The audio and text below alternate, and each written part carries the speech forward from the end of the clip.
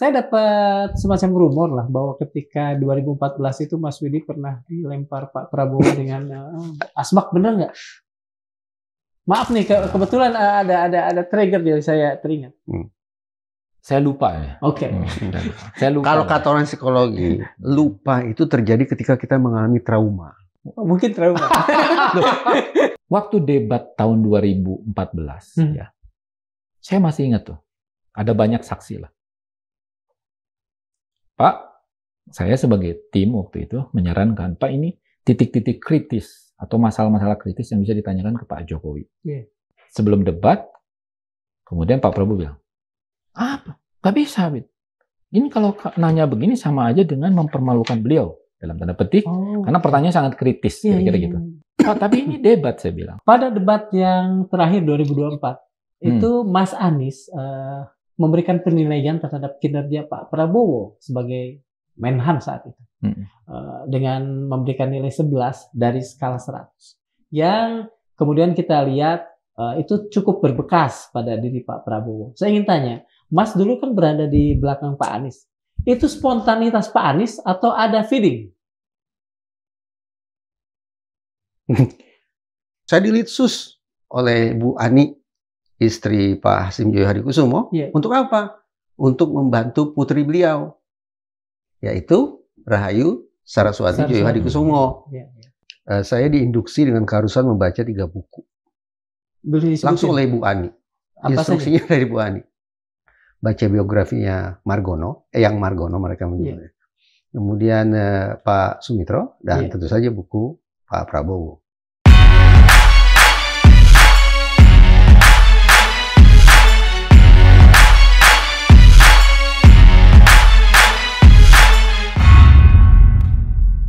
Bismillahirrahmanirrahim. Assalamualaikum warahmatullahi wabarakatuh. Sobat Madilog, pada forum kita telah hadir 2 sahabat saya. Yang pertama adalah Mas Widi Aswindi. Beliau adalah lulusan dari Fakultas Teknik Institut Teknologi Bandung.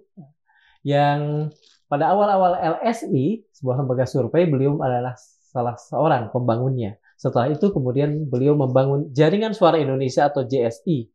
Beliau pernah menjadi salah seorang ketua di DPP Partai Amanat Nasional sebelum mengundurkan diri.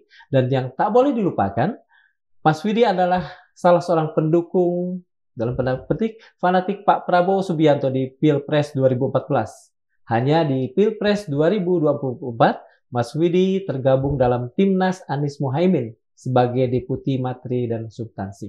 Yang kedua, kita kedatangan juga kembali Mas Reza Indragiri Amril.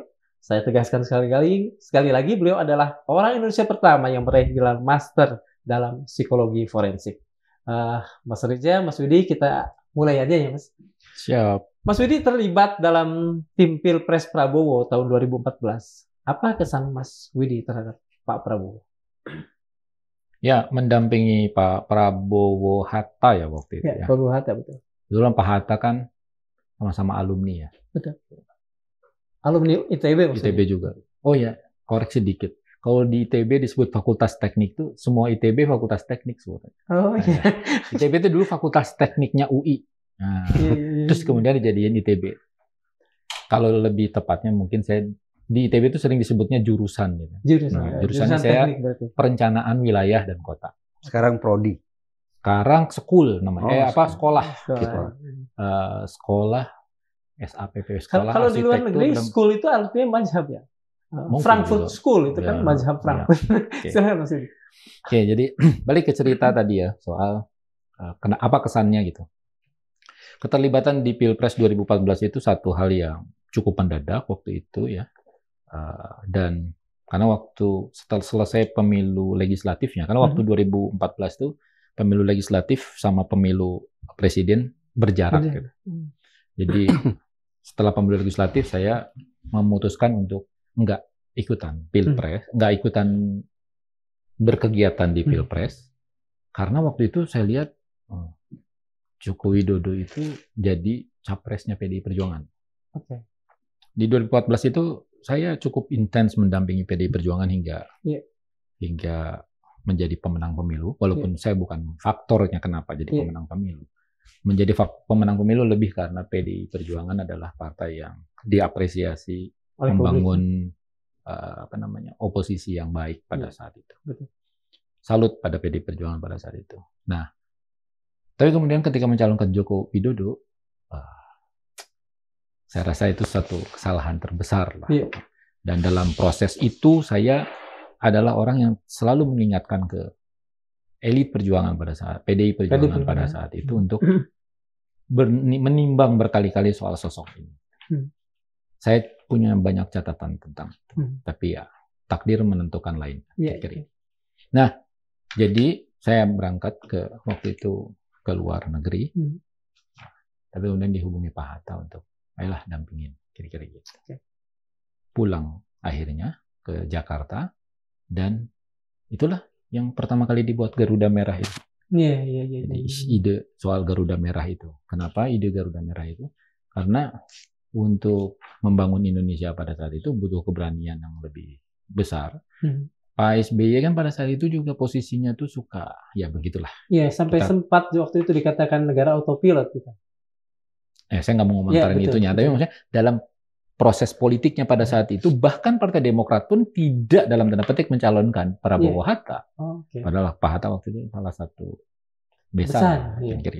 Jadi posisinya netral dan lainnya, saya nggak ngerti juga itu posisi pada saat itu. Di kemudian hari jadi ada partai politik wajib mencalonkan presiden, kalau nggak didenda kan kira-kira gitu. Nah, waktu itu enggak. Jadi butuh keberanian untuk bikin dobrakan gitu. Bukan berarti Pak SBY jelek semua, tapi ada beberapa yang memang harus didorong lebih cepat. Lambang Garuda Merah itu muncul itu, dan pada saat itu Pak Prabowo sudah, menurut saya, on top performance. Top performance. Ya, artinya ya sebagai politisi konsisten sebetulnya. Misalkan ya, membawa darah segar, darah baru. Gitu. Ya, kemudian berproses dan ya jadi tahu banyak tentang Pak Prabowo. Tapi saya harus akuin bahwa saya masuk lewat jalurnya Pak Hatta. Ya, kemudian berinteraksi dengan semua hal dan faktanya kalah. Kira-kira.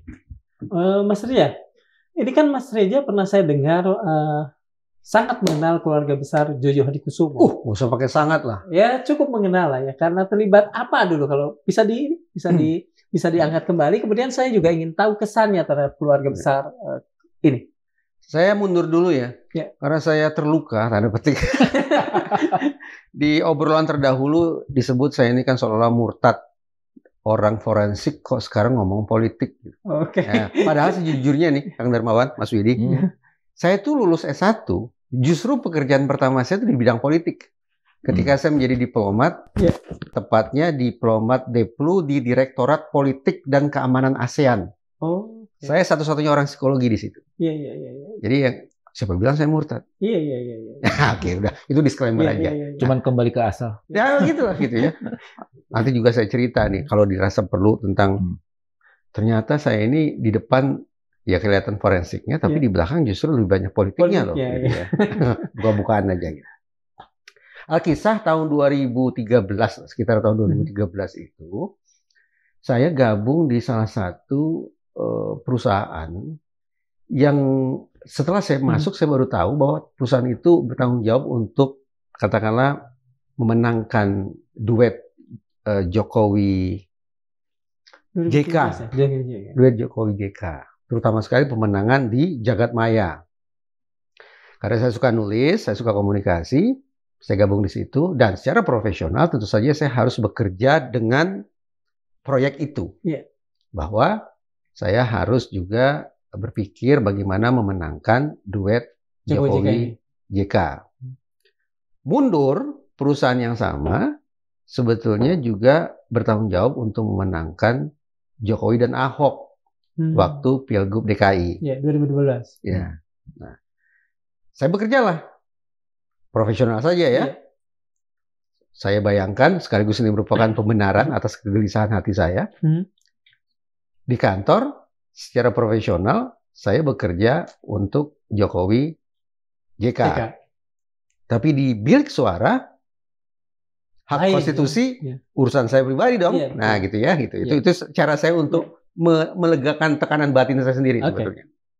Nah, selama sekian lama bekerja, ya saya bersyukur juga bahwa ternyata saya punya portofolio loh bagi keberhasilan klien yang satu ini untuk menjadi orang nomor satu.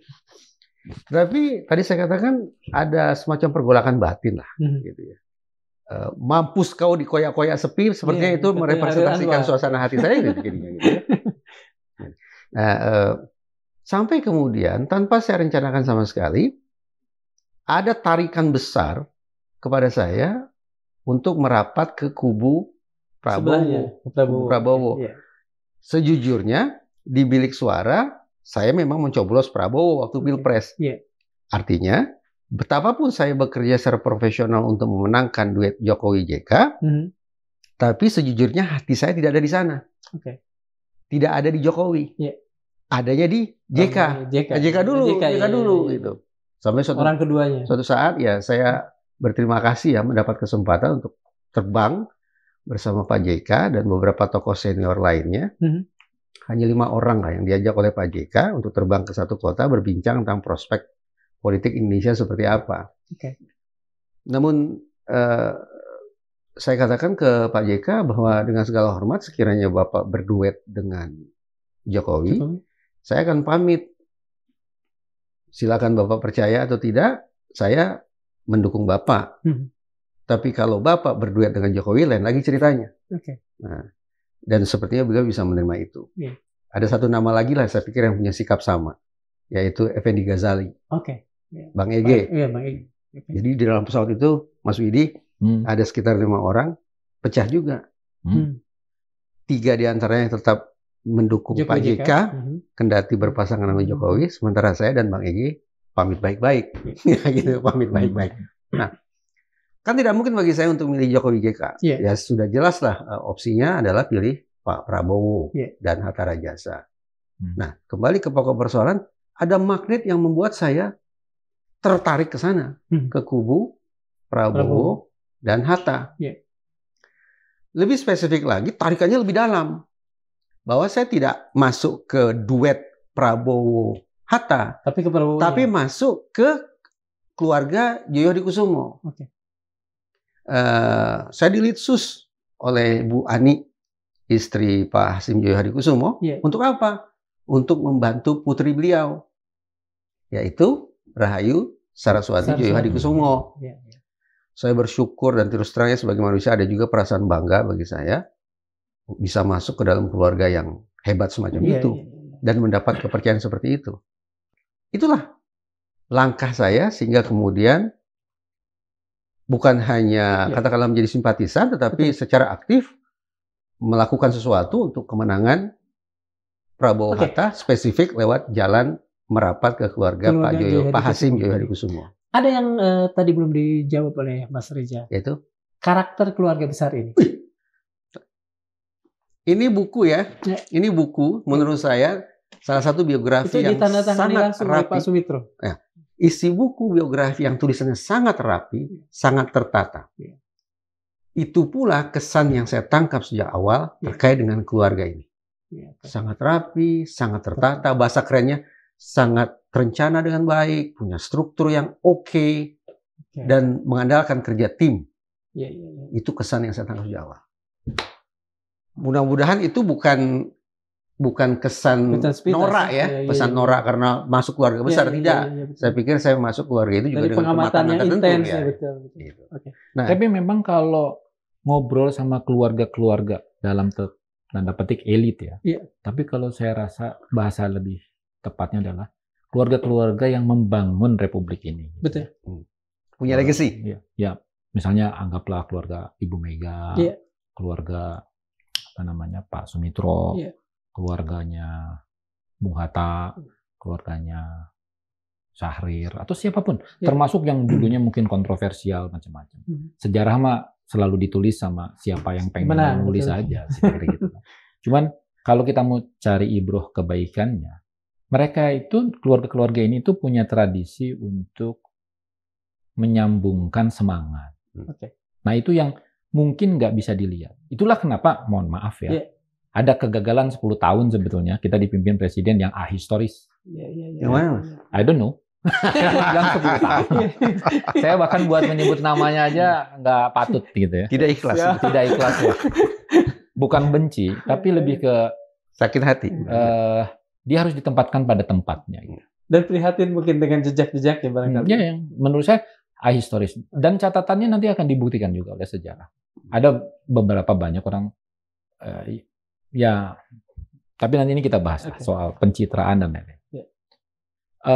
Balik lagi ke tadi, keluarga-keluarga yang tadi punya kontribusi dalam membangun republik itu selalu menyambungkan semangat. Semangat apa? Ya semangat membangun negeri. Contoh begini ya, paling gampang. Kan Indonesia itu nggak ada, Bos. Saya ini orang Sunda ya, lahir di Bandung dan lain-lain. Apa sih sebenarnya yang membuat saya bisa jadi saudara sama orang Papua? Apa sih yang menjadi sebab saya harus jadi saudara sama orang Aceh? Gitu, sama orang Jawa Tengah misalnya. Ya, karena Indonesia. Dan Indonesia itu apa? Jadi, Mas datanglah ke Ambon gitu. Yang bisa menyatukan kita ini apa? Nggak ada kecuali bahasa aja. Contohnya salah satu. Dan rupiah, RP. Kira-kira. Ketika Mas Widi tadi sebut tentang keluarga, Mas, ya, tentang keluarga. Gue selesaiin dulu ya, baru dikritik. Jadi semangat gitu. Kenapa? Karena di meja makannya itu diomongin itu. Yang diomongin itu negara. Gitu. Jadi nggak ada tuh, seingat saya ya, saya pernah berinteraksi di keluarganya Ibu Mega gitu ya, melihat Mbak Puan dan lain-lain. Terlepas dari setiap orang pasti punya kekurangan. Terus di keluarganya Pak SBY atau di keluarganya siapa gitu. Ya memang yang dibicarakan memang negara. Kalau kita kan ngomonginnya kadang-kadang cuma ecek-ecek, hobi, betul. Hobi, terus anak udah makan atau belum gitu ya. Nah jadi Pak Prabowo tuh memang dari awal ya, sering kali saya dengar gitu, bahwa beliau ingin jadi presiden itu bahkan katanya dari zaman SMA gitu. Ya. Bukan dalam pengertian jadi presiden yang punya kuasa terus bisa dibagi-bagi, bukan. Jadi presiden buat dalam untuk memberi ya. Dan pada tataran itu kadang-kadang orang-orang ini lupa dengan kepentingan pribadinya masing-masing. Ya, misalnya kan karena mereka itu tahu bahwa membangun negeri itu nggak sulit gitu. Saya pernah dapat ide begini, pernah diceramain oleh salah seorang tokoh ya. Kamu tahu nggak kalau jadi presiden itu susahnya apa? Kalau jadi bupati, gubernur, jadi pangdam, jadi kapolri, jadi kapolda, kapolri, menteri gitu, masih bisa nengok belakang kalau ada masalah, atau nanya ke belakang, Pak, gimana Pak, kira-kira gitu, ya, atasannya ngomong apa kan gitu.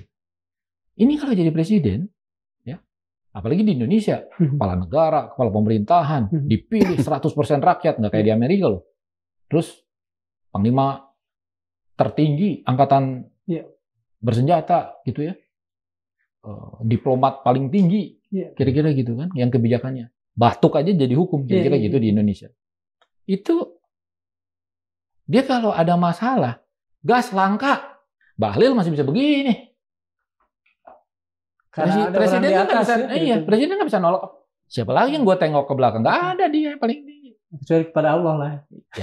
Makanya cari pemimpin yang dekat sama itu supaya lempeng kan kira-kira gitu. Ini saya nanya begini. Tunggu, satu, saya belum nyampein. Jadi si keluarga-keluarga ini pasti nggak akan pernah punya, menurut saya ya, nggak akan pernah punya niat buat nyakitin negeri ini. Nggak akan pernah punya. Tidak pernah punya. Itu keluarga itu semuanya, Mas. Semua keluarga. Semua keluarga ini. Yang punya legasi tadi. Yang bersangkutan dengan yang punya misalnya Anies Baswedan ya. Anies Baswedan itu keluarganya Air Baswedan tuh begitu. Iya. Sekarang saya hanya mau menguji. Jadi saya ingin bilang bahwa orang yang nggak punya ahistoris tadi lah. Ya orang yang nggak punya kemewahan seperti saya ya, itu masih punya kemungkinan kalau jadi presiden mentingin diri sendiri itu mungkin. Ini kan Mas Widi kan berteori. Nah, teori. Sekarang kita bawa ke tataran empiris nih. Ke tataran empiris nih, semua ini kita jumpai tidak keluarga yang Mas Widi potret yang tidak terpikir untuk mengkhianati bangsa, yang di meja makannya berpikir tentang negara. Itu berlaku di semua negara ini kan, Mas? Di semua negarawan ini. Iya. Bu Mega mendirikan KPK. Ya. Pak Habibie kurang gimana? Dia tuh sampai bikin supaya negara ini stabil. Bayangin dari 18.000 berapa ke 8.000. Gus Dur. Ya pluralisme lah. Ya pindah. Bung Karno udah pasti ya. Indonesia ada karena dia. Harto. Siapa yang bangun irigasi sekarang setelah SBY? Jelas juga dia. Ya, Prabowo kita perbincangkan sekarang. Ya, Kalau Jokowi, Saya nggak pernah mau komen orangnya. ini Ya? Kalau itu saya ingin tanya yang lain. Karena nggak boleh buka aib orang. Tapi benar, teori itu memang tidak berlaku 100%. Betul kan? Bukan berarti kalau kita nggak punya keluarga yang ada hubungannya sama pendiri republik ini, jadi nggak boleh jadi presiden. Bukan. Jadi maksudnya ada kelebihan. Kalau bahasa sosialnya tuh begini, Mas Widi. Apa? Teori Mas Widi tadi itu applicable, bisa diterapkan untuk keluarga Soekarno. Jangan lupa ya, Gus Dur itu adalah anak dari tokoh NU, pendiri NU. Teori Mas Widi itu applicable, bisa diterapkan untuk keluarga Pak Habibie. Tapi teori Mas Widi sepertinya inapplicable, tidak bisa diterapkan untuk Jokowi, kan gitu. Berarti. Ya, karena boleh dikatakan beliau itu walau bagaimanapun pernah jadi presiden Republik Indonesia 10 tahun. Gitu. Ada pasti jasanya. Tapi ya karena mungkin ya ada relasi yang cukup ahistoris sama negara ini. Atau dalam tanda petik mohon maaf ya. Yang mungkin beliau tahu cuma cara-cara dalam tanda petik Java. Ya, saya yang orang Sunda, yang orang Aceh, mungkin yang orang Sumatera Barat gitu. Mungkin nggak terlalu familiar sama itu. Beda loh kalau Prabowo kan dia tentara, logiknya tuh udah republik gitu loh. Bu Mega, Habibie, Gus Dur, bayangin pluralnya kurang gimana gitu. Nah, karena terlalu lokal menurut saya. Bayangkan, dari dia jadi wali kota sampai jadi presiden cuma 2 tahun. Dari dia jadi wali kota sampai jadi presiden cuma 2 tahun. Ini kan Mas Widi berteori lagi nih. Dia jadi wali kota, begitu terpilih kedua kalinya, nyalon gubernur. Kemudian tidak diteruskan. 2 tahun jadi gubernur, langsung jadi presiden. Mas, ini soal Prabowo ya. Jadi segala hal yang dia katakan, sehingga gini loh, kalau orang tuh pengetahuannya terlalu sedikit, kadang-kadang kalau mengatakan sesuatu yang besar jadinya over. Saya ambil contoh. Nanti meroket. Meroket ke sini, Mas. Tangannya ke sini saya masih ingat. Masa meroket ke samping. Pokoknya masalah banjir di Jakarta itu bisa selesai kalau saya jadi presiden. Jadi banyak kata-kata yang over. Mohon maaf ya, saya tuh bukan tidak setuju soal. Apakah IKN, itu soalnya IKN ini, apa namanya, keyakinan, rasa percaya diri? Bisa jadi awalnya mungkin niatnya baik, gitu. Tapi karena orang tingkat perhitungannya nggak matang, cara ini nggak matang, ya segala sesuatunya jadi amburadul. Dan itu akhirnya kerasanya tuh sekarang. Nah ini yang poin saya yang ingin saya bilang. Apa yang dihadapi Pak Prabowo setelah menang? Segala persoalan. Segala persoalan yang diakibatkan oleh siapa? Beliau. 10 tahun pemerintahan itu. Bahkan oleh orang-orangnya yang ada sekarang. Soal LPG. Betul. Kira-kira gitu. Yang dititip-titipkan, yang konon menurut berita, dititipkan oleh presiden lalu ke presiden sekarang. Persalahannya ada di situ. Saya ingin garis bawahi ya. Lihat. Prabowo itu waktu debat terakhir seperti Prabowo yang saya kenal. Saya tidak cukup puas, tapi saya cukup mengerti. Waktu debat tahun 2014, ya, saya masih ingat tuh, ada banyak saksi lah. Pak, saya sebagai tim waktu itu menyarankan, Pak ini titik-titik kritis atau masalah-masalah kritis yang bisa ditanyakan ke Pak Jokowi. Gitu ya.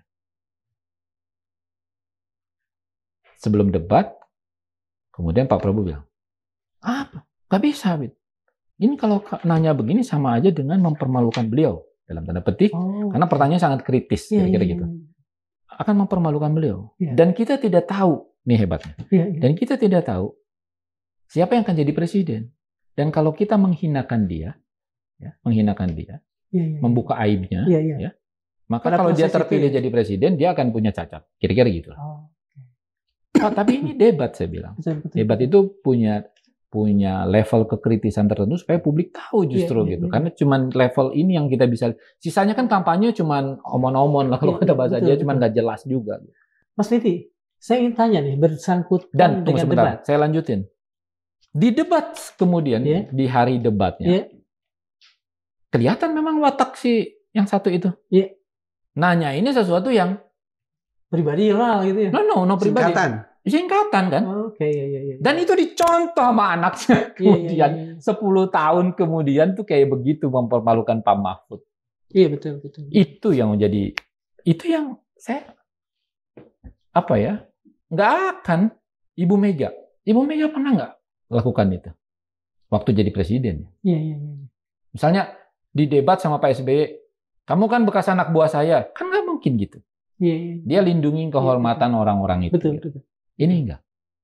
Dan itulah kemudian yang terjadi, yang menjadi problem masa sekarang, bahwa dalam 10 tahun itu ada pemerintahan yang dalam tanda petik cuma ngurusin orang yang milihnya. Iya. Cuma memberikan kesempatan kepada orang-orang yang menjadi pendukungnya. Iya. Cuma memberikan kesempatan kepada orang-orang yang memuji-mujinya. Betul. Nah, ya sampai kemudian PDI Perjuangan sadar. Kira-kira gitu ya.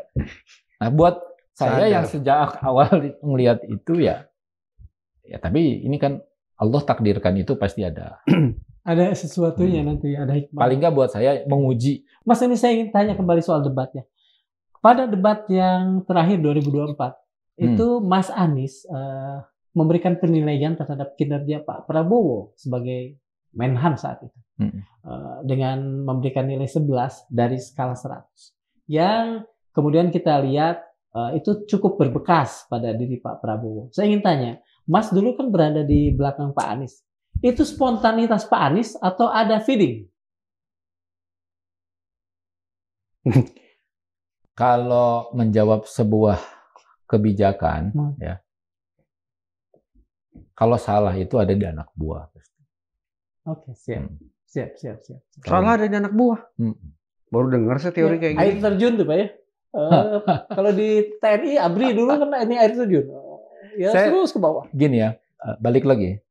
Sesuatu yang udah ya kayak gini ya. Tapi saya ingin jawabnya pakai logik yang lain aja. Iya. Itu tuh pertarungan ya. Bukan pertarungan. Kalau bahasanya Mas Anies itu pertandingan. Iya. Pak Prabowo tuh kuat sekali. Dan boleh dikatakan kalau ibaratnya main bulu tangkis nih, waduh, kuat banget nih lawan kita. Tapi kira-kira kalau saya nggak masuk lapangan nih sebagai lawannya Prabowo, itu Prabowo akan kelihatan hebat nggak? Pasti nggak juga. Iya. Masa menang WO? Kira-kira gitu kan? Ya nggak kelihatan kemampuannya juga.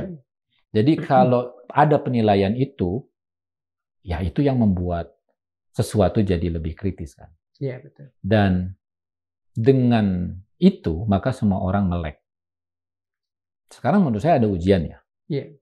Anggaran yang tidak dipotong, salah satunya apa? Kemhan. Kita lihat.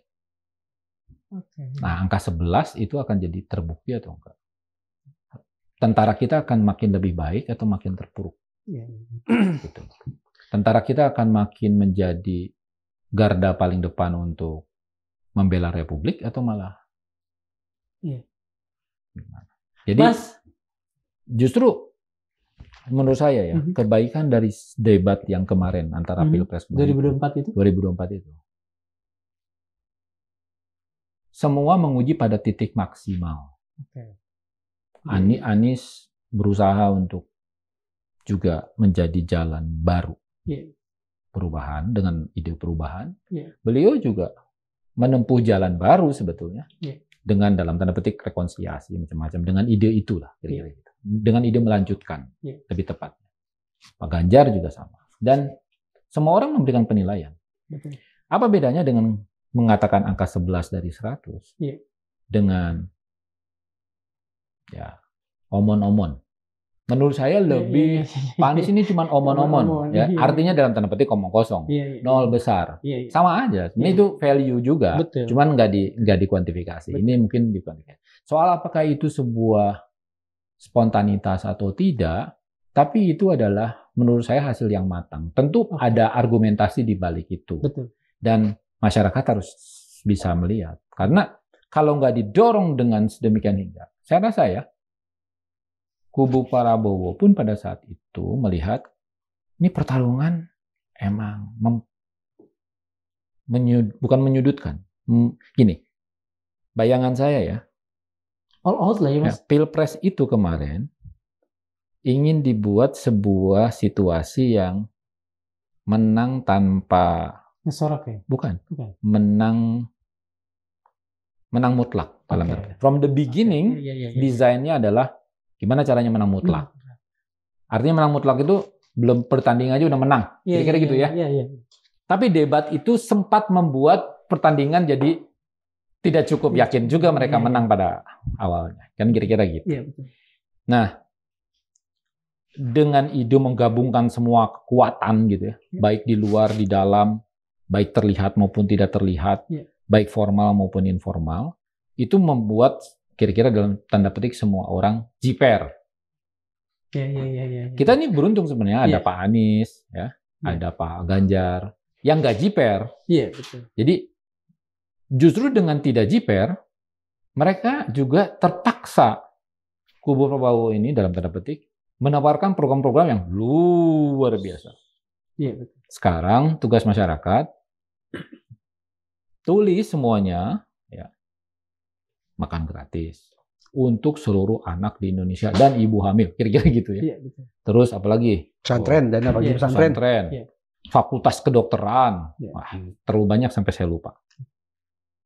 Nah, tapi Pak Prabowo itu mengatakan itu menurut saya sincere, tulus.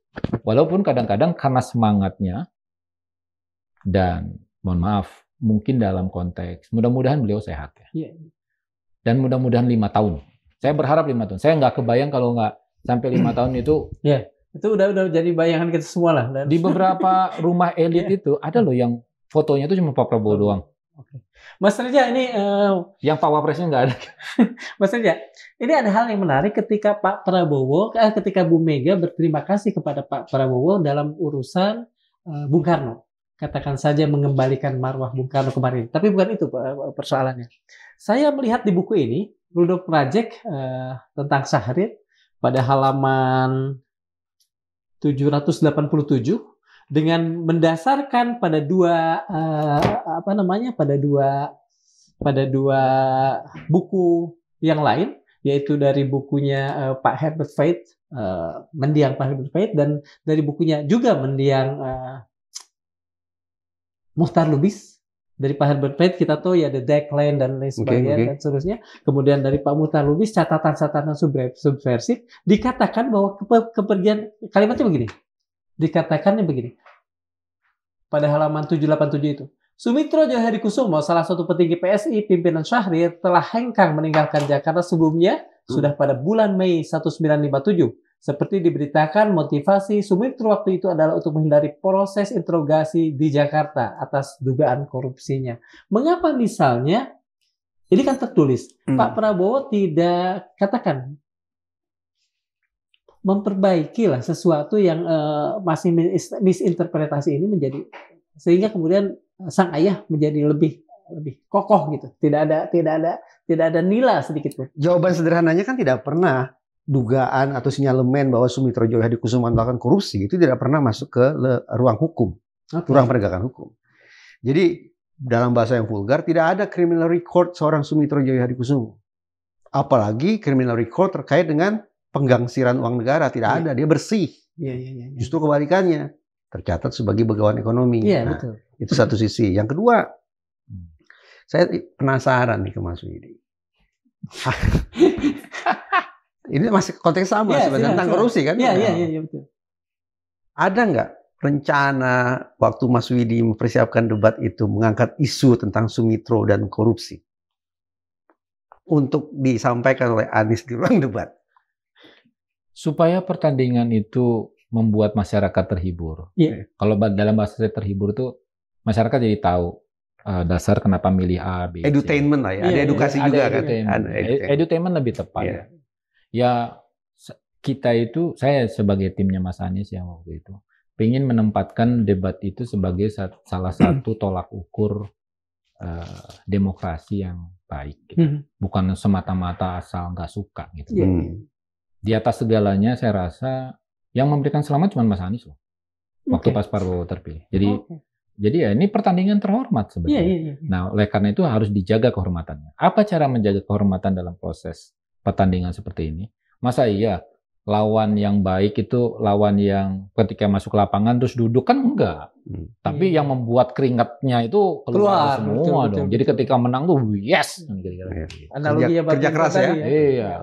Kan dengan begitu jadi ada makan gratis. Cuma kalau nggak ada gitu loh ya. Nah oke. Balik lagi. Jadi bagi kami yang waktu itu terlibat di dalam timnya Mas Anies, data itu menjadi satu hal yang penting. Oke. Ini buku-buku yang tadi disebut itu udah saya baca semua. Ya. Iya. Kontrak Departemen Pertahanan, saya cari. Iya. Memo-memo Senat AS, saya cari. Bukan berarti saya ingin mencari apapun, tapi kan harus ada datanya. Iya. Kita harus kenal calon pemimpin kita, prinsipnya begitu. Terus udah gitu, di Singapura tuh bener sekolah atau enggak gitu kan. Benar bisa bahasa Inggris. Karena ada juga kan Singapura juga nih urusannya. Ya, kita teruskan. Ya, jadi pokoknya everything saya cari dengan semua resources yang bisa kita miliki. Ya. Baik dari akademisi, baik dari laporan ataupun dari jurnal atau tulisan-tulisan teman-teman wartawan atau masukan-masukan yang bahkan kadang-kadang belum tentu benar kan. Jadi harus kita check and cross check. Tapi bisa saya yakinkan bahwa apa-apa yang kemudian ditanya, dikerjakan atau pada akhirnya menjadi show itu, pada yang jadi materi debat itu, sesuatu yang terukur lah, baik secara legal dan lain-lain. Tapi kita ingin menembus ruang-ruang itu supaya membiasakan diri. Jadi gini loh, saya berharap ya, ada kekhawatiran, tapi saya berharap Pak Prabowo dengan segala kenegarawanannya, itu membiasakan diri dengan segala hal yang menjadi kritik masyarakat. Atau masukan tajam gitu. Kenapa? Emang Republik ini tuh butuh diperbaiki gitu loh. Jadi mohon maaf ya, cerita-cerita soal no viral no justice itu udah di sini nih gitu loh. Udah bukan di sini lagi, di sini. Kadang-kadang kita udah nggak bisa lihat saking banyak. Cerita oknum itu menurut saya udahlah. Semua orang tuh tahu jadi oknum, kira-kira gitu. Jadi, nah, yang kayak gitu memang butuh terobosan. Mungkin Allah takdirkan beliau menang salah satunya. Mudah-mudahan untuk itu. Karena ketegasannya tadi itu. Nah, beliau sudah terbiasa kan. Jadi, jangan juga romantismenya kayak apa-apa. Saya pernah diomongin 11 dari 100. Sekarang udah pinter belum? Gitu. Jangan nyinyir juga. Terus, apa misalnya kayak saya dibilang tolol, nggak perlu gitu. Karena memang pemimpin itu pasti dibegitukan gitu loh. Kecuali membuktikan dirinya. Misalnya dulu Pak SBY disebut sapi ya, kalau nggak salah kan dia kerbau gitu kan. Tapi dia harus buktikan bahwa dia bukan kerbau. Kalau sekarang Pak Prabowo dihajar begitu toh pada saat itu. Balik lagi ke hal-hal yang detail lah. Kenapa kami dulu sempat merasa bahwa eksekutif functionnya Pak Prabowo itu tidak optimal dalam situasi dengan umur dan lain-lain. Ya kan kita juga pelajarin riwayat kesehatan gitu. Apa-apa yang menjadi kemungkinan gitu. Terus karena apa? To be frank, sebenarnya pada saat itu hampir semua orang tuh kan khawatir. Karena yang jadi wapresnya adalah orang yang dalam tanda petik kontroversial. Betul. Jadi kalau ada apa-apa sama Pak Prabowo juga, yang repot tuh bukan cuman kita yang nggak memilih gitu, tapi juga mungkin semua orang gitu. Apa, mohon maaf ya, apa sampai hari ini bisa terbukti bahwa orang tersebut itu mampu gitu. Kalau lihat segala macam ketika memimpin rapat kabinet lah atau terlibat dalam diskusi apa, hampir praktis kita nggak bisa lihat itu. Nah, yang akan dihadapi sama Indonesia, problemnya adalah yang kami pelajarin gitu ya, bukan cuma soal pertandingannya, yang for the next 5 years ini, 5 tahun ke depan dari 2024 kemarin itu, kan masa-masa yang nggak mudah. Dunia sedang begini, ya. Sumber daya dunia juga sedang bermasalah, gitu ya. Peta dunia juga bermasalah. Geopolitik dunia geopolitiknya dan lain-lain. Kondisi ekonomi, iklim itu tuh bukan sesuatu hal yang bisa dijawab dengan ya apa istilahnya? Cuman sekedar ngikutin prosedur gitu. Tapi dijawab dengan kepemimpinan yang kuat, karena yang bisa membuat sebuah negara itu berubah menjadi adil, menjadi lebih baik, itu cuma pemimpin. Kalau rakyat kebanyakannya menurut saya, ya Indonesia nggak terlalu, ya sumber manusianya masih butuh gitu ya, arahan kira-kira gitu. Mas Rija, saya kembali ke ini ya, ke soal Pak Prabowo, karena kita sedang memperbincangkan tadi Pak Prabowo. Ini kan Pak Prabowo punya bapak ini yang membicarakan karena cinta ya, karena betul. sayang ya. Karena sayang sama cinta, Indonesia lah. Ya, betul. Di atas Prabowo, ayahnya adalah Pak Sumitro, begawan ekonomi kata Mas Rija. Bukan kata saya. Kata banyak orang. Dan pembangun, salah satu pembangun awal dari ekonomi Indonesia. Di atasnya lagi ada Pak Margono. Sebetulnya yang sangat yang sangat mempengaruhi karakter Prabowo ini dari siapa? Dari kakek atau dari bapak? Saya membahasakannya begini. Ketika saya diberikan kehormatan untuk masuk ke keluarga Joyo Hadikusumo, ya, untuk kemudian menjadi pembantu Rahayu Saraswati, saya diinduksi dengan keharusan membaca 3 buku. Langsung oleh Ibu Ani. Instruksinya dari Ibu Ani. Baca biografinya Margono, yang Margono mereka menyebutnya. Kemudian Pak Sumitro, dan tentu saja buku Pak Prabowo. Karena saya suka baca, saya juga baca buku-buku tentang Prabowo, tapi oleh pihak-pihak lain, dari Habibie dan segala macam. Saya membayangkannya begini. Ada 2 sisi tentang proses tumbuh kembang seorang Prabowo. Dari belia sampai kemudian dewasa menjadi seorang tentara profesional. Di satu sisi saya menganggap beliau sebagai seorang individu, seorang belia yang dibesarkan dalam sebuah keluarga dengan mindset sebagai tanda petik pembangkang. Berpindah ke sana kemari, lari ke sana kemari, bahkan seolah menjadi buron ke sana kemari. Saya yakini itu akan mewarnai pola pengasuhan yang dipraktekkan oleh Pak Sumitro terhadap darah dagingnya. Sebagai tanda petik sebagai pembangkang. Tapi di lain sisi, setelah dewasa, Prabowo dan juga Pak Sumitro berada sebagai kubu yang ya bukan lagi pembangkang, tapi sebagai pembela Republik. Gitu Lantas bagaimana ya saya menemukan 2 titik persimpangan ini di mana? Di satu sisi diasuh dalam proses tumbuh kembang situasi pembangkangan, di lain sisi kemudian menjadi tentara dan seterusnya menjadi patriot sejati. Mempertemukannya bagaimana? Lantas saya membangun simpulan atau tepatnya spekulasi begini. Perkiraan saya, Prabowo Subianto ini hingga derajat tertentu akan menampilkan dirinya sebagai pemimpin yang kontra demokrasi. Tapi belum selesai kalimat saya. Hingga derajat tertentu dia akan mengembangkan pola kepemimpinan yang kontra demokrasi demi purifikasi demokrasi itu sendiri. Sehingga pada tahun 2029 ramalan saya, kehidupan kita dalam berdemokrasi lebih segar, lebih mencerdaskan, lebih menjanjikan ketimbang 2024. Apa yang sudah dilakukan Pak Prabowo dalam urusan purifikasi demokrasi ini misalnya? Sayang beribu sayang, kita pernah diskusikan 100 hari belumlah waktu yang memadai bagi kita. Untuk melihat itu ya? Betul, tetapi kerinduan di hati saya sudah muncul. Yaitu kerinduan sosok Prabowo yang saya pahami, mungkin keliru ya, saya pahami sebagai sosok yang punya pendirian sangat kuat, pemikiran sangat solid, sekaligus non-kompromistis, bahkan mungkin juga temperamental. Saya tambahin sebentar. Nah, sosok macam itu yang sekarang sudah menjadi kerinduan saya. Saya tambahin sedikit. Saya tambahin sedikit dulu sebelum mancing Mas Reza sebenarnya. Agak tertarik.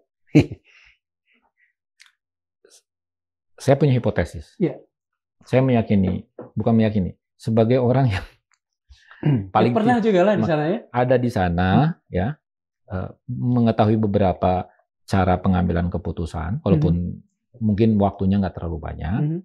Dan dalam proses pilpres kemarin, saya hampir mungkin ya, mimpi pun soal Prabowo tuh, supaya nyari angle tertentu ya, maksudnya yang bisa membuat pertandingan itu ramai, kira-kira gitu. Tapi yang paling penting adalah saya tuh punya keyakinan dengan semua riset saya tentang beliau, tidak akan kejadian beliau itu memperbaiki Republik kalau mempertahankan orang-orang seperti sekarang ini yang ada di kabinet. atau pola komunikasi dan pemerintahan yang seperti ini. Mas Widi sebetulnya berpikir nggak dari sosok yang Kenapa? begitu? Karena pertama ada saya punya cukup data lah bahwa atau begini, saya punya cukup data yang bisa memperlihatkan bahwa pada dasarnya Prabowo itu patriot. Oke. Ya. Tapi kan pemimpin itu bukan dinilai karena dia doang. Bukan karena misalnya pemimpin itu baik. Pemimpin itu baik kalau orang sekitarnya baik. Pemimpin itu soleh kalau orang sekitarnya soleh. Pemimpin itu pintar kalau orang sekitarnya pintar. Jadi kebayang nggak kalau pemimpinnya itu punya beberapa kelemahan? Ya, maksudnya kelemahan itu bisa jadi gini. Ini kita buka sebagai niat baik ya. Misalkan Pak Prabowo ini nggak punya pasangan. That's kelemahan menurut saya. Yeah. Mungkin soal keseimbangan. Baik itu karena meninggal pasangannya ataupun dengan alasan lain. Paling tidak dari sisi protokoler kenegaraan ada hal yang harus kita pikirkan kan. Berarti kan biasanya kalau kunjungan kenegaraan ada first lady gitu kan itu. Ya, maksudnya kelemahan itu bukan sesuatu yang buruk ya. Kan kalau bisa dikompensasi atau disubstitusi dengan yang lain sebenarnya itu bisa jadi sesuatu. Tapi kalau jadi first lady-nya adalah Ibu Gibran menurut saya ya apalah yang bisa diharapin. Kira-kira gitu kan. Itu pertama ya. Maksudnya secara keseimbangan perlu kita lihat.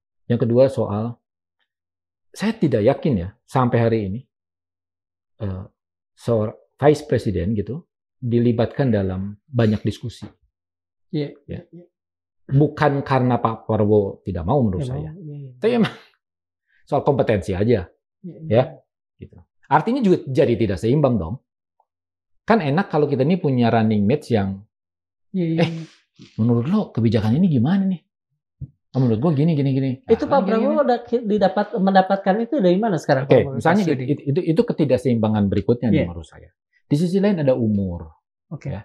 Bagi saya umur ya orang mungkin kalau ngomong masih bisa semangat gini. Tapi ya misalnya cara jalan apa, waktu istirahat apa. Jadi presiden itu susah. Bayangkan di Indonesia loh presidensial lagi. Bahkan keputusan gas untuk balik lagi ke pengecer aja harus presiden coba bayang. Ya, amnesti, grasi, bla bla bla gitu. Cabut pagar aja harus datang dari instruksi presiden. Cabut pagar. Bayangin. Cabut pagar. Apakah itu tidak jadi saya bayang dua-duanya nih? Gini maksud saya. Saya belum selesai. Jadi saya bisa bayangkan dengan segala macam ya. Usia yang tidak lagi muda. Biden tuh kan sebenarnya orang yang cukup matang dalam politik ya, pokoknya keren lah. Gitu. Dan usia itu nggak bisa dibohongin. Tiba-tiba omongannya kemana-mana. Jadi penting sebetulnya. Saya ingin bilang terus, kalau mudah-mudahan ini sampai ke Pak Prabowo ya, penting sekali memilih tim. Kenapa? Karena tim itulah yang akan. Kalau timnya jadi nyusahin beliau ya. Nah, dan saya rasa 100 hari ini. Coba lihat komen-komennya Pak Prabowo. Komen-komennya Prabowo itu sebetulnya kayak namparin pembantu-pembantunya. Cuman ya kan, pembantu-pembantu ini kadang-kadang suka dablek. Kayak pembantu di rumah aja kadang-kadang suka juga dablek gitu kan. Saya kopoh kan kira-kira gitu. Kopoh karena apa? Karena nggak tahu. Karena dia jadi menteri cuma karena ketua partai, karena jadi karena representasi ini. Saya pernah punya cerita. Seorang staf profesional artinya menjabat sampai dengan eselon 2 di sebuah departemen, saya nggak mau cerita departemennya apa, yang kemudian, gila nih menteri baru, kerjaannya cuman, ya dalam tanda petik, bikin konten. Pulang, datang agak lambat. Menteri siapa Mas? Pulang, cepat sekali. Setelah itu ngurus apa kita nggak tahu. Nama menterinya boleh lah disebut. Salahnya ini publik. Tapi maksudnya, dan itu, ada komika ngomong begini di beberapa podcast. Itu menteri naik kendaraan umum. Itu menteri lari pagi. Itu menteri datang ke warung, makan di kantin. Banyak kan tuh kan cerita-cerita menteri-menteri begitu. Tapi nggak ada kerjanya ya? Bukan soal nggak ada kerjanya. Saya nggak mau bilang nggak ada kerjanya. Tapi ada yang nyorot gitu loh. Udahlah, itu produk PR sebenarnya kan produk PR. Betul. Cuma saya rasa sampai bingung saya gitu. makan di kantin tapi misalnya batiknya saya tahu lah itu kalau 3 juta aja mungkin kemurahan, kira-kira gitu. Jadi banyak hal yang sebenarnya nggak dikerjakan dan kemudian jadi kebijakan yang si infrastrukturnya itu nggak tahu. Dalam hal ini misalnya pegawai kementeriannya, karena banyak kebijakan yang dilakukan nggak di dalam kementerian itu atau masukannya mungkin dari luar dan lain-lain. Pak Presidennya punya kesulitan mengambil itu karena banyak hal soal politik dan lain-lain. Jadi poin saya adalah sebenarnya gini. Kita sudah terlanjur memilih negara ini dalam sistem presidensial yang sangat kuat dan very powerful.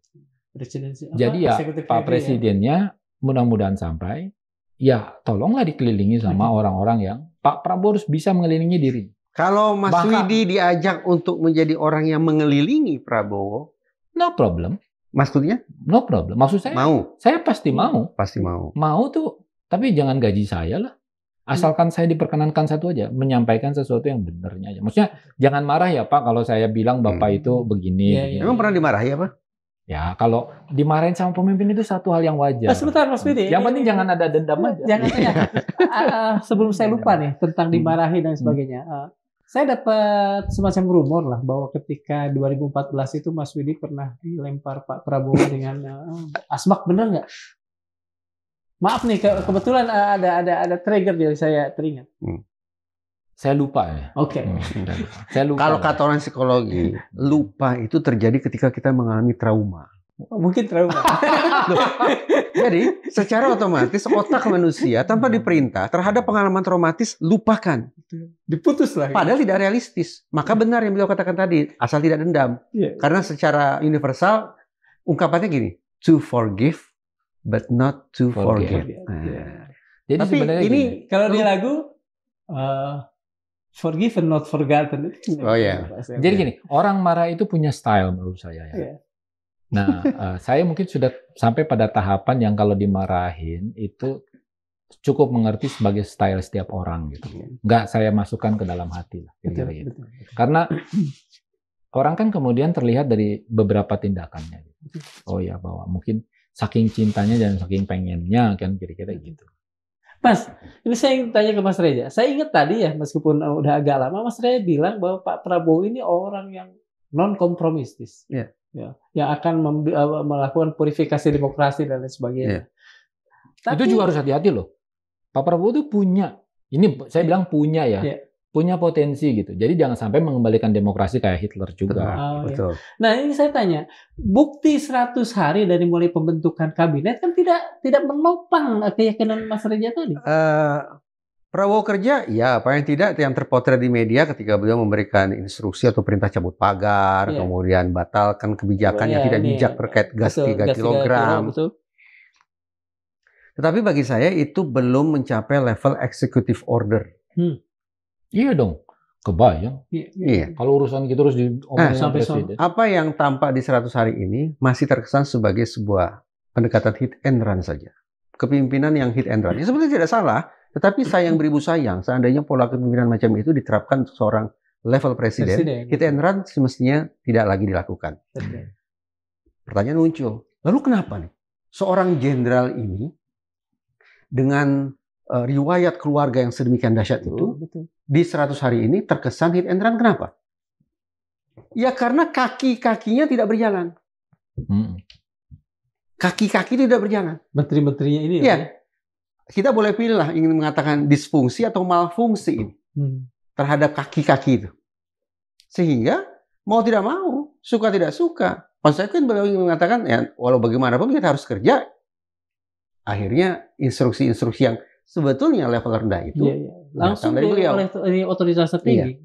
Alkisah, saya yakin Mas Widi tahu. Ada diskusi tentang HOTS dan LOTS. High order thinking skill, low order thinking skill.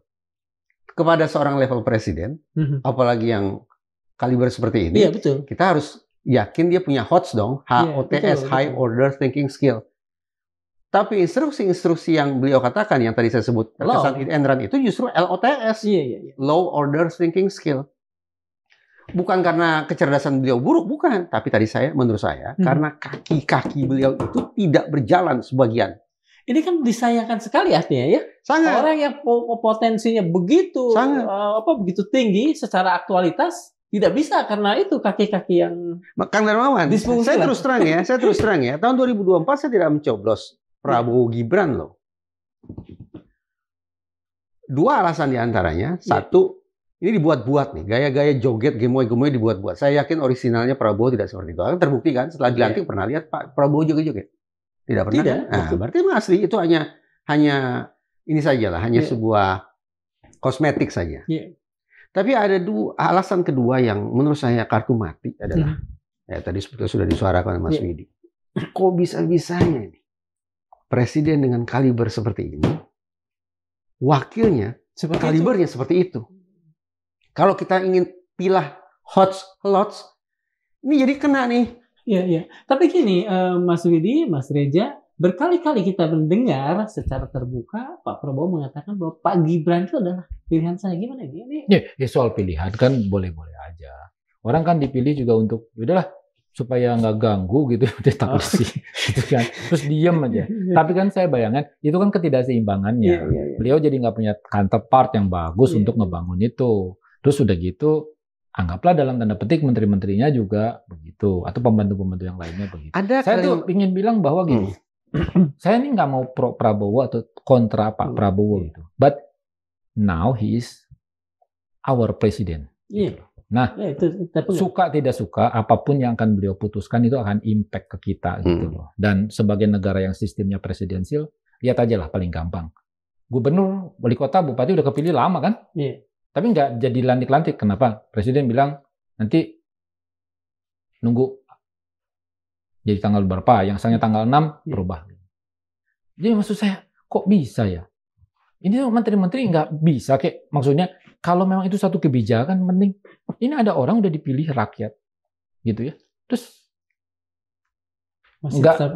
Sementara si PJ ini misalnya bikin, ganti lagi pejabatnya, kepala dinasnya, muterin lagi, I don't know buat apa. Mungkin buat bla bla bla bla bla. Ya.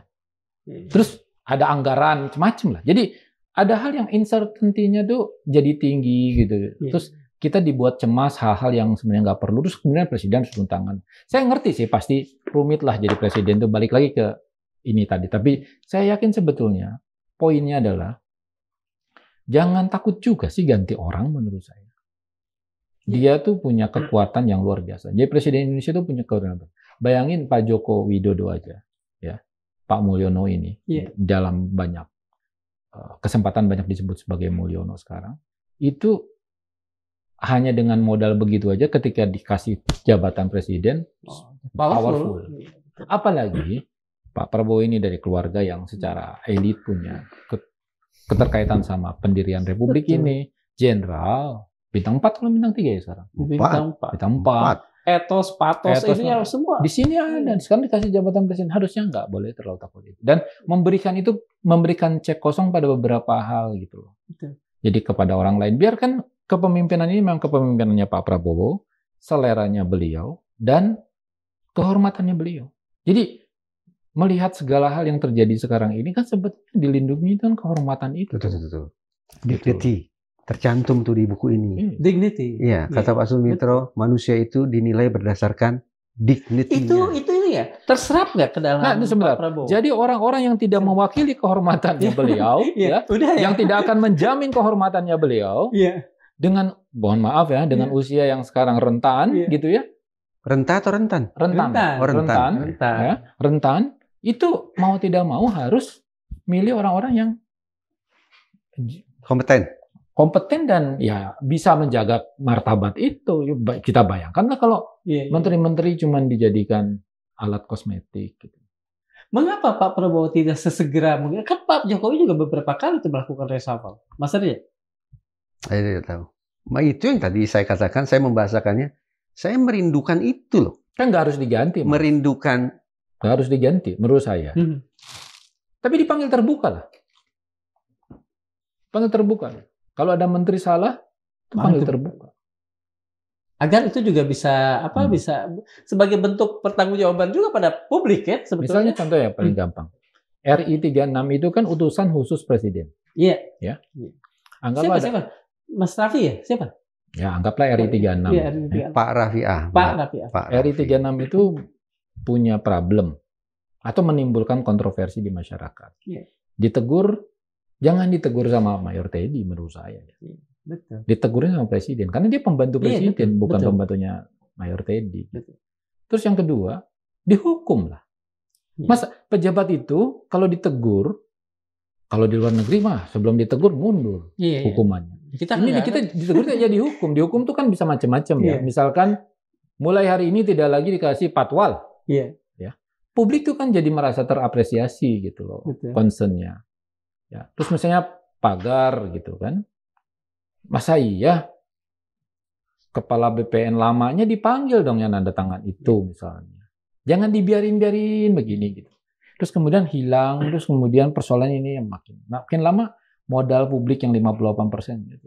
Cuman kan sekarang ini ada konspirasi juga yang mungkin banyak hal, bukan konspirasi sih, mungkin apa ya istilahnya. Direduksi lah segala macam lewat approval publik, lewat apa, lewat survei. Saya bukan menganggap survei tidak penting. Saya juga dulu orang yang mendalami survei itu gitu ya. Benar, cuman problemnya adalah jangan dijadikan itu semata-mata gitu. Jadi angka itu jangan selalu dibilang, oh approvalnya 70%, berarti baik dan lain-lain. 30% yang nggak setuju atau kurang menyetujui itu jangan dianggap nggak ada. Karena itu manusia, kira-kira gitulah. Kasarnya kalau ada satu orang doa terus ke langit gitu bilang, ya Allah, gimana kan habis juga kita. Kalau gitu. Makomnya tinggi, iya. Jadi jangan selalu dikuantifikasi seakan-akan kebenaran itu direduksi dengan soal proporsi gitu. Apalagi by sampling juga. Gitu. Saya ambil contoh lah, misalkan kalau soal pagar gitu kan, pagar laut gitu kan, atau soal gas gitu. Itu kan sebenarnya problem-problem yang nggak semua orang dapat. Maksudnya orang yang ada di Papua, orang yang ada di Makassar, orang yang ada di Padang mungkin ngeliat pagar laut apa sih? Kan kira-kira gitu aja ya, nggak ada hubungan sama gue. Atau kalau ditanya nih, Anda tahu nggak soal pagar laut gitu? Itu kan pasti ya nggak tahu kebanyakan. Tapi itu menjadi penting karena mengganggu sebagian kecil bahkan nelayan kita yang di sana yang kebetulan nggak punya bargain apa-apa. Gitu. Dan negara harusnya hadir gitu kan. Betul. Mas Reja, ini mungkin pertanyaan terakhir buat Mas Reja, nanti juga buat Pak Widi. Apa yang kira-kira harus dilakukan Pak Prabowo untuk, katakan saja lah, kalau misalnya ini tidak dalam track yang benar, menjadi orang yang on the right track, seorang yang tidak terlalu kompromistis, seorang yang tegas, yang padat, yang firm gitu. Apa yang bisa membuat beliau melakukan kembali pada sikap itu? Mungkin kita pernah diskusikan ini ya, karena bidang yang saya tekuni adalah psikologi forensik, berarti kan saya harus ngeh tentang hukum ya. Bicara tentang visi dan misi hukum duet Prabowo Gibran itu justru menjadi beban sendiri bagi Pak Prabowo. Karena urusan belakangan ya. Ada beberapa poin di dalam visi dan misi yang dulu disebarluaskan pada masa kampanye Pilpres, agar hukum tidak dikontaminasi oleh politik, agar politik tidak meracuni hukum. Tapi apa yang bisa kita lihat? Pemunculan Gibran itu apa? Konsekuen tidak dengan visi dan misi terkait hukum itu tadi? Pemunculan Gibran itu apa? Kalau menurut Kang Darmawan, pemunculan Gibran itu gimana? Ada yang mengatakannya seperti dikatakan Tempo, misalnya apa, anak haram konstitusi, blah-blah dan sebagainya. Artinya kan ada hal yang paradok bertolak belakang dengan apa semangat itu. Iya. Gibran, Paman Usman. Kita sulit untuk membantah karena sudah jadi putusan ya, sanksi etik kan gitu, pelanggaran etik, bahwa kontaminasi politik terhadap hukum itu berjalan nyata adanya dan melahirkan wakil presiden hari ini dari awal. Jadi apa yang harus dikoreksi? Yaitu konsekuen aja dulu. Politik kerja di ranahnya. Itu sulit loh, karena memang udah jadi fakta. Karena sudah menjadi sebuah fakta. Saya kira sudah menjadi sebuah kenyataan. Kalau saya sih lebih cenderung begini. The thing has done. Ya. Damage control yang penting. Nah, salah satu damage control yang mau saya berikan sebagai saran adalah kalau mempertahankan gini, Pak Prabowo walau bagaimanapun itu presiden kita, nggak bisa diganti. Iya, betul. Ya, kecuali ada hal konstitusionalnya. Iya. Yang bisa diganti apa? The team. Okay. Nah, saya tidak merasa punya cukup confidence ya ngelihat semua orang yang ada di tim sekarang. Iya. Bayangin, ada istana, jubir istana bilang gas 3 kg ke pengecer itu didukung sama presiden. Presiden, iya betul. Terus kemudian beberapa hari kemudian dibantah lagi. Itu kan pola-pola yang itu. Tapi saya nggak mau bilang analisa ini karena 100 hari, enggak. From the beginning, ketika ini 100 kabinet berapa menteri, pokoknya banyak ya, menteri, wamen gitu dan lain-lain. Itu problemnya. Kenapa jabatan-jabatan tertentu yang kontroversial nggak diganti? Kenapa yang jadi concern masyarakat? Jadi itu timnya. Jadi saya tuh menganggap harus ada reshuffle tuh bukan karena ada 100 hari terus kinerja nggak layak, bla bla bla bla. From the beginning, pembentukan ini tuh sama sekali tidak mencerminkan sebagai the best of the best gitu loh. I think Pak Prabowo itu from the dari historinya, from his history, orang yang meritokratik lah. Dari dulu Pak Prabowo kan selalu pengen dikelilingi sama orang-orang pintar, ya. Misalnya, artinya reshuffle itu keharusan, Mas. Jadi bukan reshuffle gitu ya. Jadi maksud saya tim soal nanti bentuknya adalah harus di reshuffle atau tidak. Karena saya mengatakan kalaupun harus ada reshuffle bukan karena 100 hari kinerja mereka. Betul. Kinerja karena mereka puluhan tahun gitu loh.